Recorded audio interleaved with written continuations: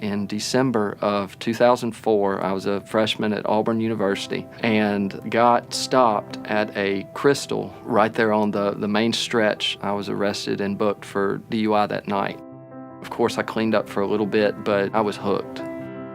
My wife and I were married in 2008, and in all honesty, I may not have gone out drinking every night, but it seemed the nights I did go out drinking were usually pretty bad. The self-control just wasn't there. One night, I was supposed to get together for a meeting. It had been a rough week at work, and so I was eager to turn to the one thing I thought was comforting me at the time. I think the last I'd contacted my wife was the restaurant's about to close, so I think we're about to wrap up.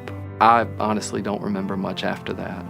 My father, they had started driving through parking lots and just happened to find me asleep in the driver's seat of my car with the keys thrown in the passenger side and my door unlocked.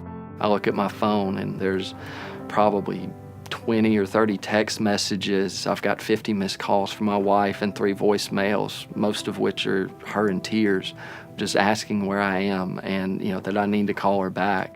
Had it not turned out the way it did, she's the one that has to tell my daughter. She's the one that has to tell my son, I'm sorry, but your dad made some bad choices and that's why he's not around.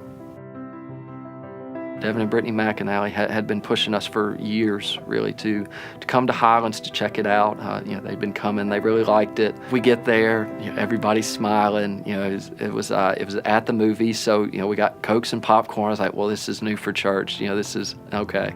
And then Pastor Chris gave a message on The Guardian that night, and it absolutely wrecked me. I mean, it touched me exactly where I needed.